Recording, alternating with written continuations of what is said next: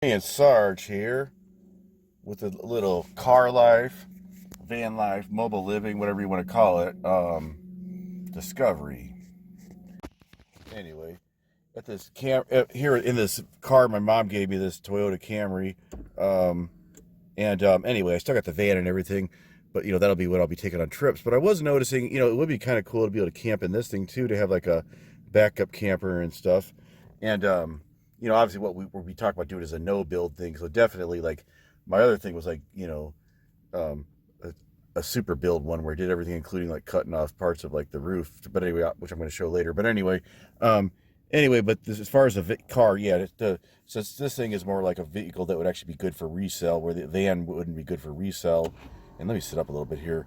Experimenting around. So me and Sarge were hanging out at the beach here, and I was just seeing that these things, this seat actually comes back pretty far. It comes back. I can actually, and it lowers down and it actually goes pretty flat where I can pretty much reach it. Stick my legs completely out. I guess what you would need is then if you could have something like under here to like give you some support. Maybe something that was like inflatable or something. Anyway, and yeah. So as far as it wouldn't be super stealth, except you would be kind of down low. Maybe you could come up with like a fake thing that looks like a, I don't know. Anyway, but as far as if you had the windows blacked out or something or whatever, or just non-stealth camping, it actually would be just pretty comfortable as is. You could, with very little settings, change to it, right, buddy poo? And now if you wanted to do like an actual stealth deal, like what you could do is those seats come down. Now it's the space there's not real big. Let's see, might as well show it on video, huh? Maybe maybe I should just try this, but no one's around. In a second, I'm not sure how this would work. Yeah. Oh shoot! You see, this seat needs to come up in order. Okay. Well, anyway, this seat won't. But it's like this. Okay, that's good enough. You can see that because the seat won't come down right now.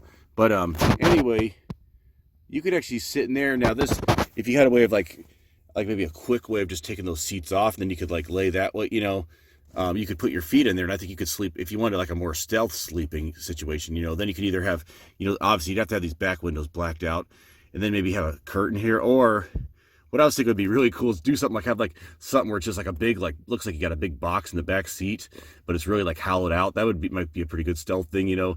Maybe like it's a stack of like looks like a stack of like 2x4s, but then all it is just a shell, so it's actually hollow on the inside, or something like that.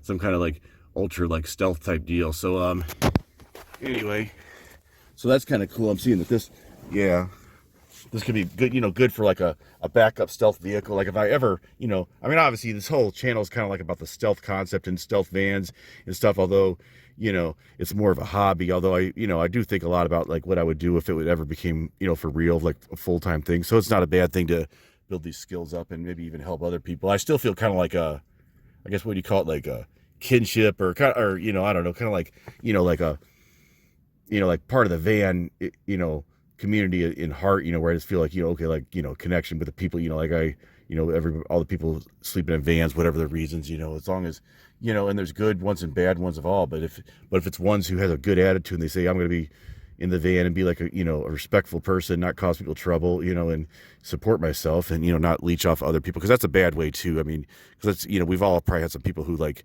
you try to help them and they start asking so much that they just kind of ruin it for you, so it's like, so yeah, where you basically can support yourself, and stuff. Okay, real quick, I just wanted to see what it would feel like with a seat like this, and so I got my legs through there and stuff, so I can stretch out all the way, just my back's kind of up, and actually that doesn't really feel too bad. I think the only thing that probably feels kind of bad is just maybe you feel kind of claustrophobic, but because you got this piece here, but maybe you can just kind of ignore that. Now, if you could get this seat out of here easily in a way that wouldn't be tough, then that'd be really comfy. But actually, this isn't too bad just like this. I mean, you could do this if you had to. Let's see. Can you kind of get, okay, you can't really sleep on your side like this because you're, okay, there's kind of not enough space here, but, and yeah, because of my new thing, you could take this out if you wanted to do this, but oh yeah, I'm not gonna do any cutting and stuff. We're gonna make this like a no build on this. I'm not gonna like ruin the value of this thing. Okay, a lot of people showing up now. It just got really cold out there. So yeah, this is Superior. I've been here a lot. This is the Superior entry. So ships do come through here, coming off of the main Lake Superior into the bay, which is back here, but not near as often. They go through the other port, the canal, which I don't even know why they do that, because I mean, here they don't have to lift it. Is it just for the tourists? Is that the only reason they bring them down there, because they have like the bridge lift up and stuff? I mean, I don't know. But see, this was the original opening that was natural opening, and obviously they dredged it, made it deeper, put all this the concrete walls. But this was the original opening where I think, yeah, I think it was something like the city of Duluth. They built that artificial canal, which goes across Canal Park, and I think the idea was to kind of like somehow take like money away from like Wisconsin, But anyway, something like that had something to do with, like, maybe it's like the state that you last go through when you go through a port becomes a port, or I don't know. Yeah, something like that. There's some weird deal like that.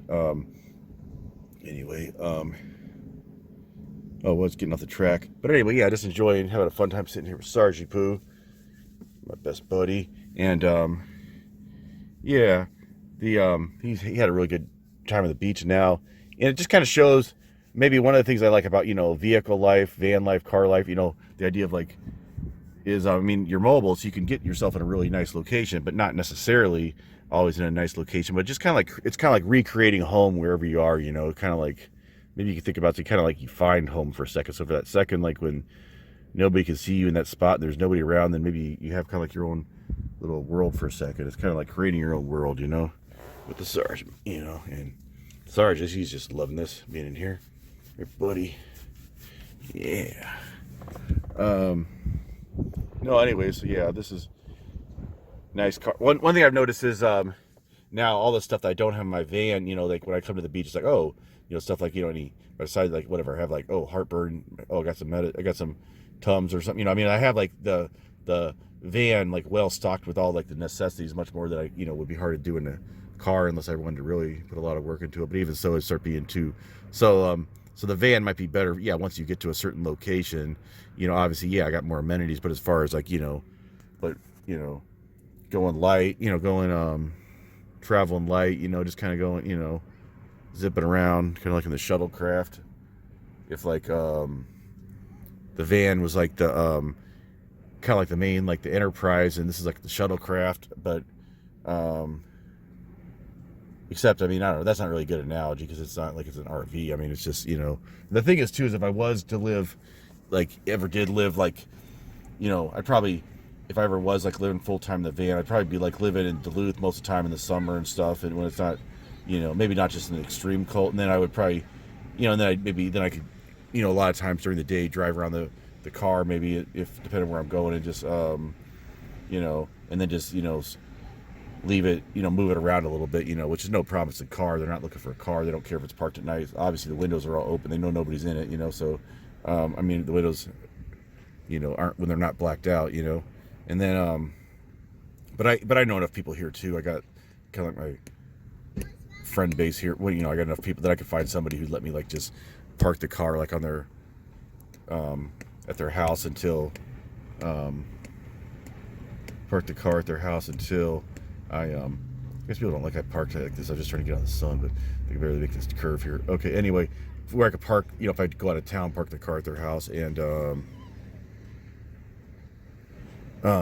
yeah, maybe I'd even have a deal if there was somebody who maybe wasn't going to drive that much, but I could say, hey, you could just like use the car like when I'm out of town, and that actually might be better for it, just to get driven the very best for keeping a car might just be what you just drive a little bit every once a day or something like that, just to keep it from like, it's not good to have a car like totally sit, but I don't know, that's what they say. It's kind of getting more windy out here all of a sudden, actually. Yeah, it just got really a lot more windy and kind of cold. I don't know if it's just, well, I think it's gotten colder, but probably just because the wind's blowing harder like across the lake more than like any front coming in, because now the waves are starting to get bigger there, and the sea was angry that day, my friend. Lake Superior be a cruel mistress.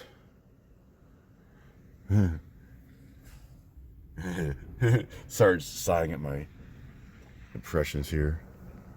Anyway, yeah, so that's just I'll just do one last panorama. Okay, after these people pull off in a sec, I'll do a quick one last panoramic of the area. Okay, so that's used to, okay, so right there, okay, let's see, let me start here. Okay, that's the canal, that wall there. You can't, so right when you get past that down there, that's water, and that passes between the harbor on this side and the Lake Superior on the other. And then that used to be like the old like Corvette, like the lighthouse keeper's house, I think, or something like that.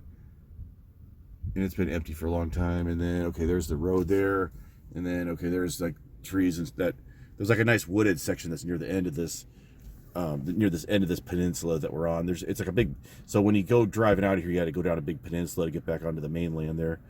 So that's just we're like on a little sandbar. And there's the old lighthouse. That's the harbor. I mean, that's the opening there. And then the Superior entry. See that? And then there's the hills there. And yeah, you can see that. So that's Duluth over there.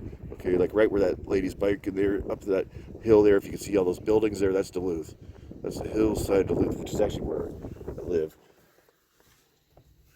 But when you like to travel around and you know the area too, you feel like you maybe you can kind of say like you're kind of a citizen of everywhere, right?